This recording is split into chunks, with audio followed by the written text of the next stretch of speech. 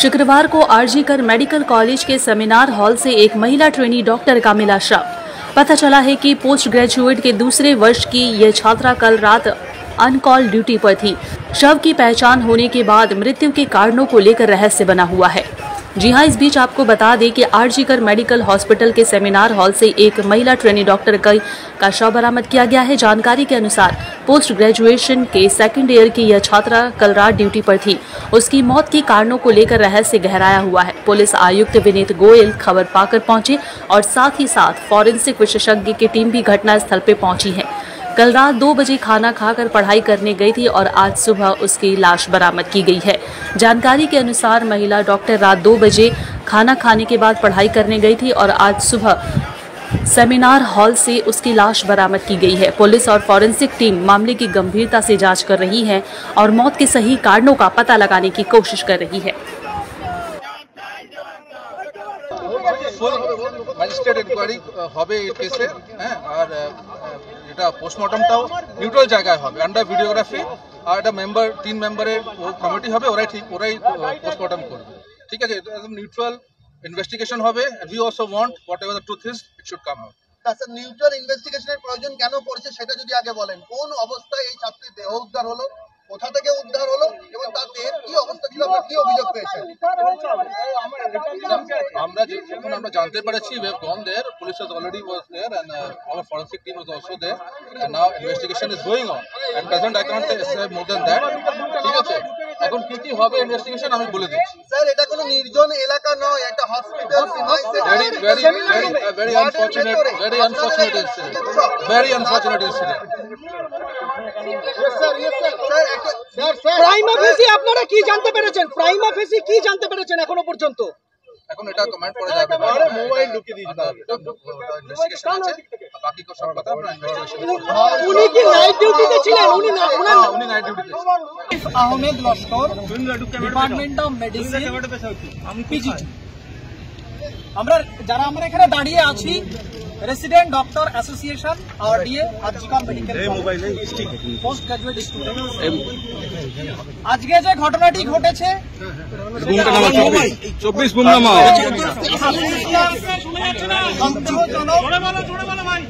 এবং একটা on duty এবং department of emergency that is essential service, তার যে SMOP senior medical on duty physician ছিলেন ডক্টর মৌমিতা দেবনাথ। তো on duty physician department of medicine RG Kar medical college, আর তারপরে এরকম একটা অপ্রত্যাশিত ঘটনা, মার্ডার, যেটা আমরা আমাদের কাছে খুবই সাসপিসিয়াস সার্কামস্টান্সেস লেগেছিল।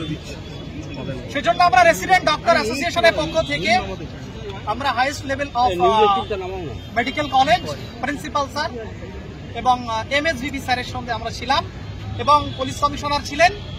সেখানে আমরা আমাদের দাবিগুলো রেখেছি। কি আপনাদের দাবি? এক করে জুডিশিয়াল ম্যাজিস্ট্রেট ইনকোয়ারি, এবং সেটা আমরা অ্যাডমিনিস্ট্রেশনের কাছে বলেছি যে যেভাবে তার প্রপার মেডিকেল লিগাল ওয়েতে জুডিশিয়াল ম্যাজিস্ট্রেট অ্যাপয়েন্ট করে এর inquiry number 2 postmortem under magistrate inquiry যে হবে, সেখানে আমাদের ফিমেল পিজিটি 5 জন প্রতিনিধি থাকবে, ফ্যামিলি মেম্বার তারা অবশ্যই থাকবে, জুডিশিয়াল ম্যাজিস্ট্রেট থাকবেন in front of him, not executive magistrate, I am saying judicial magistrate, and the whole process to be videographed. It is second. এবং third, medical legal autopsy to be done in the Arjikar Medical College. We have a huge faith on Arjikar Medical College, Department of Forensic Medicine, so that to be done in Arjikar Medical College.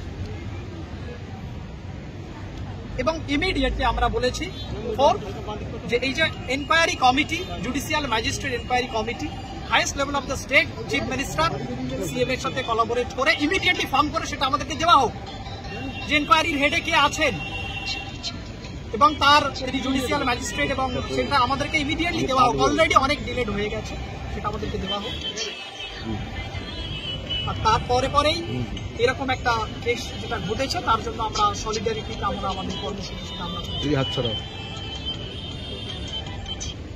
আমরা দেখি। এরপরে আমরা আমাদের principal স্যারের কাছ থেকে কি মেয়েটির বাড়ির লোকজন এসছে, হ্যাঁ মেয়েটির বাড়ির লোকজন এসছে, তার বাবা এবং মা এবং ফ্যামিলি মেম্বার তারা এসছে, তারা আছে। কালকে উনার কি ডিউটি ছিল, কোথা মানে কখন শেষ দেখা গিয়েছে?